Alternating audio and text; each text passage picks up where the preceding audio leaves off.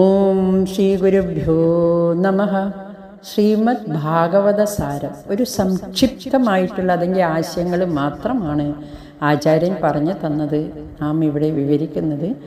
അവിടെ വിവരിക്കുന്നുമില്ല, സംക്ഷിപ്ത രൂപം അതേപടി നാം ഇവിടെ തരികയാണ്. കുറച്ചു ഭാഗവും കൂടിയുണ്ട്, അത് നമുക്കിന്ന് കേൾക്കാം. കഴിഞ്ഞ ഭാഗത്തിൽ നാം പഠിച്ചു, പരീക്ഷത്തിന് 7 ദിവസം ആയുസ്സുണ്ട് എന്ന ശാപം കൊണ്ട് ഉറപ്പായി അടുത്ത നിമിഷം നാം ജീവിച്ചിരിക്കുമെന്ന് നമുക്കെന്താണ് ഉറപ്പ്? പരീക്ഷിത്തിൻ ശാപം. കർമ്മം ചെയ്തോ ഫലം വരും. പരീക്ഷിത്ത് ചത്ത പാമ്പിനെയാണ് ഇട്ടത്. അദ്ദേഹത്തിന് കിട്ടിയതോ ജീവനുള്ളതും ഭയങ്കര വിഷമുള്ളതുമായ പാമ്പു കടിക്കുമെന്ന്. കർമ്മത്തിൻ്റെ ദൃഷ്ടിയിൽ നോക്കിയാൽ ഇത് രാജാവിൻ്റെ കർമ്മഫലമാണ്. കർമ്മനിയമം അലംഘനീയമാണ്. ജീവന്റെ ദൃഷ്ടിയിൽ നോക്കിയാൽ എന്ത് സംഭവിക്കുന്നതും നല്ലതിനാണ്. അതും രാജാ പരീക്ഷത്തിൻ്റെ കഥയിൽ കാണാം. ശാപം രാജാവിന് വലിയ അനുഗ്രഹമായി മാറി. ഇത് ഭഗവാന്റെ ദൃഷ്ടിയിൽ ഇവിടെ എന്തും സംഭവിക്കുന്നത് ഈശ്വരന്റെ ഇച്ഛയ്ക്കനുസരിച്ചാണ്. കാരണം പ്രപഞ്ച സൃഷ്ടാവാണ് ഭഗവാൻ എങ്കിൽ സൃഷ്ടമായ ജഗത്തിൽ എന്തും നടക്കുന്നതും അദ്ദേഹത്തിൻ്റെ ഇച്ഛ. പൊതുവെ ഒരു കാര്യം വ്യക്തമായി ഈ ഭാഗവതത്തിൽ കാണാം.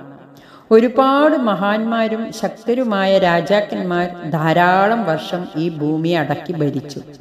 ഒടുവിൽ ഈ രാജ്യവും ഭോഗവും മറ്റും നിസ്സാരമെന്ന് മനസ്സിലാക്കി എല്ലാം ത്യജിച്ച് ഭഗവാനെ ഭജിച്ച് മുക്തരായതായി കാണാം. ഈ പുരാണം ഭക്തി, ജ്ഞാന, വൈരാഗ്യം ഇവയെ മാത്രമാണ് ഉറപ്പിക്കുന്നത്.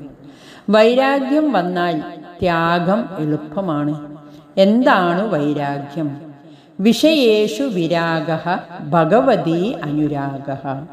വിഷയങ്ങളിൽ രാഗം, കൊതി, താല്പര്യം ഇല്ലായ്മയും ഭഗവാനിൽ അനുരാഗം, സ്നേഹം ഉണ്ടാവുകയും ഭക്തി ഉണ്ടായാൽ ഈ വിഷയങ്ങളിലുള്ള രാഗം, അഭിനിവേശം എളുപ്പം പോകും. ഇന്ന് നമുക്ക് ത്യാഗം എന്നുള്ള ചിന്ത തന്നെ വേദനാജനകവും ഭയവുമാണ്. കാരണം നാം ദേഹത്തിലും വിഷയങ്ങളിലും അത്രയ്ക്ക് ആസക്തരായിരിക്കുകയാണ്. ശരിക്കും വൈരാഗ്യവും ത്യാഗവും നിർഭയതയും ധൈര്യവുമാണ് പ്രദാനം ചെയ്യുക. അതിനാൽ പരീക്ഷത്തിനെ പോലെ പരമാത്മാവും സർവഭൂത സുഹൃത്തും പരമകല്യാണമൂർത്തിയുമായ ശ്രീകൃഷ്ണ ഭഗവാന്റെ പാദാരവിന്ദങ്ങളെ സർവാത്മനാ ശരണം പ്രാപിച്ച് ഭക്തി, ജ്ഞാന, വൈരാഗ്യങ്ങൾ വളർത്തി കൃഷ്ണ സായുജ്യമടയാൻ എല്ലാവരും പരിശ്രമിക്കേണ്ടതാണ്. അതിന് ഭഗവാൻ എല്ലാവരെയും അനുഗ്രഹിക്കട്ടെ. ഹരി ഓം നമഃ ശിവായ.